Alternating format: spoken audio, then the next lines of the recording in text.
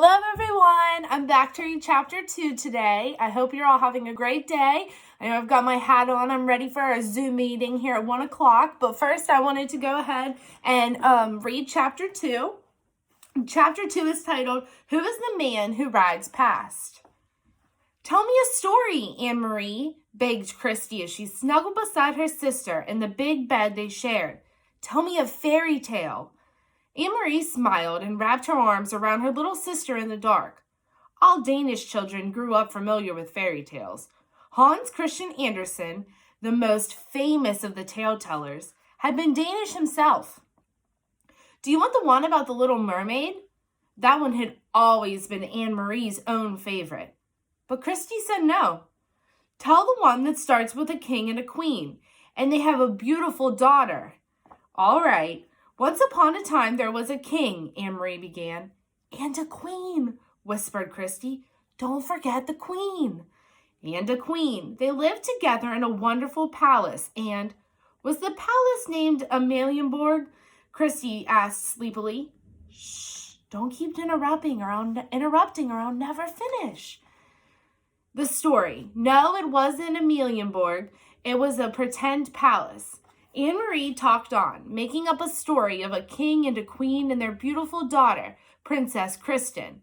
She sprinkled her tale with formal balls, fabulous gold-trimmed gowns, and feasts of pink frosted cupcakes, until Christy's deep, even breathing told her that her sister was sound asleep.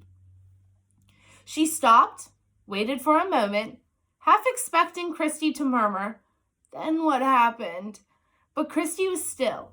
Anne-Marie's thoughts turned to the real king, Christian X, and the real palace, Amalienborg, where he lived in the center of Copenhagen.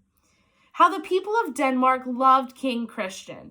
He was not like fairy tale kings who seemed to stand on balconies giving orders to subjects, or who sat on golden thrones demanding to be entertained and looking for suitable husbands for their daughters. King Christian was a real human being, a man with a serious, kind face. She had seen him often when she was younger. Each morning he had come from the palace of his horse, on his horse, Jubilee, and ridden alone through the streets of Copenhagen, greeting his people. Sometimes, when Anne-Marie was a little girl, her older sister, Lise, had taken her to stand on the sidewalk so that she could wave to King Christian. Sometimes he had waved back to the two of them and smiled. "Now you are special forever," Lise had once told her, "because you have been greeted by a king." Anne-Marie turned her head on the pillow and stared through the pearly open curtains of the window in the dim September night. Thinking of Lise, her solemn, lovely sister, always made her sad. So she turned her thoughts again to the king, who was still alive, as Lise was not. She remembered a story that Papa had told her. Shortly after the war began, shortly after Denmark had surrendered and the soldiers had moved in overnight to take their places on the corners.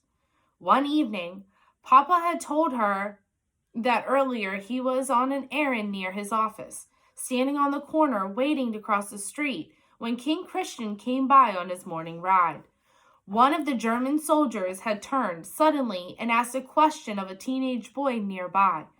"Who is that man who rides past here every morning on his horse?" the German soldier had asked. Papa said he had smiled to himself, amused that the German soldier did not know. He listened while the boy answered. "He is our king," the boy told the soldier. "He is the King of Denmark."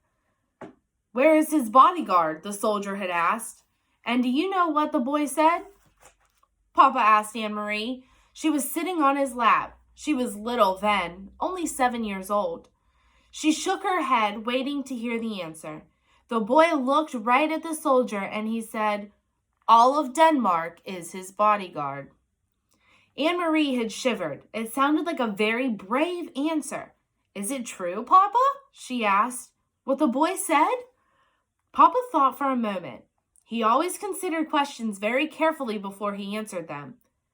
"Yes," he said at last, "it is true. Any Danish citizen would die for the King Christian to protect him." "You too, Papa?" "Yes." And Mama? Mama too. Anne-Marie shivered again. Then I would too, Papa, if I had to. They sat silently for a moment. From across the room, Mama watched them, Anne-Marie and Papa, and she smiled. Mama had been crocheting that evening 3 years ago. The lacy edging of a pillowcase, part of Lisa's trousseau.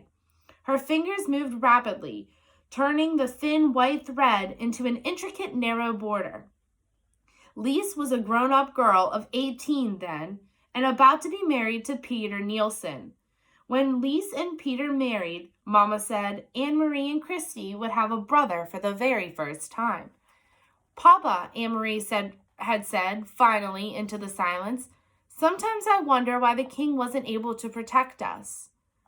Why didn't he fight the Nazis so they wouldn't come into Denmark with their guns? Papa sighed. We are such a tiny country, he said, and they are such an enormous enemy. Our king was wise. He knew how few soldiers Denmark had. He knew that many, many Danish people would die if we fought. In Norway they fought, Anne-Marie pointed out. Papa nodded. They fought very fiercely in Norway. They had those huge mountains for the Norwegian soldiers to hide in. Even so, Norway was crushed. In her mind, Anne-Marie had pictured Norway as she remembered it from the map at school, up above Denmark. Norway was pink on the school map. She imagined the pink strip of Norway crushed by a fist. Are there German soldiers in Norway now? The same as here? Yes, Papa said. In Holland too, Mama added from across the room, and Belgium and France. But not in Sweden, Anne-Marie announced, proud that she knew so much about the world. Sweden was blue on the map, and she had seen Sweden, even though she had never been there. Standing behind Uncle Henrik's house, north of Copenhagen, she had looked across the water, the part of the North Sea that was called the Kattegat, to the land on the other side. That is Sweden you are seeing, Uncle Henrik had told her. You are looking across to another country. That's true, Papa had said. Sweden is still free. And now, 3 years later, it is still true. But much else had changed. King Christian was getting old, and he had been badly injured last year in a fall from his horse, faithful old Jubilee, who had carried him around Copenhagen so many mornings. For days they thought he would die. And all of Denmark had mourned. But he hadn't.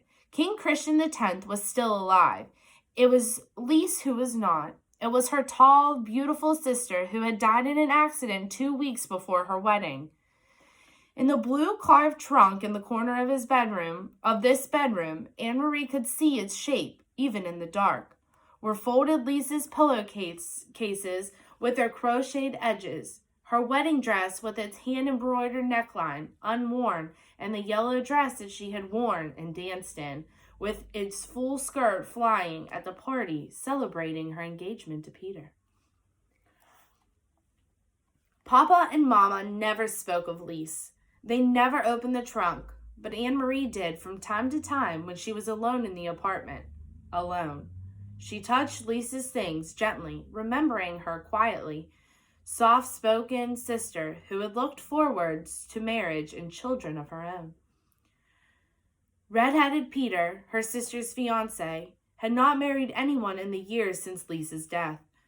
He had changed a great deal.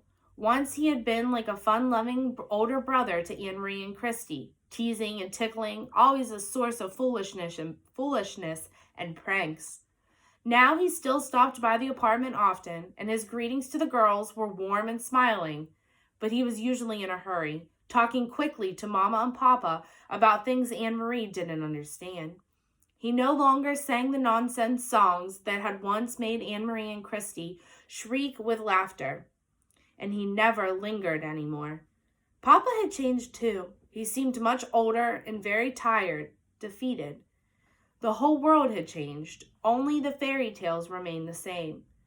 And they lived happily ever after, Anne-Marie recited, whispering into the dark, completing the tale for her sister, who slept beside her, one thumb in her mouth. And that is the end of chapter 2. I hope you all enjoyed it. Let me quickly give you those questions to think about. So, I want you to think about, why did the King of Denmark surrender to Germany? Why, what was his reasoning behind that? And I want you to think about, do you agree or disagree with his decision? And that is all. That is our only question for today. Sorry. And then I will be back tomorrow to read you chapter 3. Bye-bye.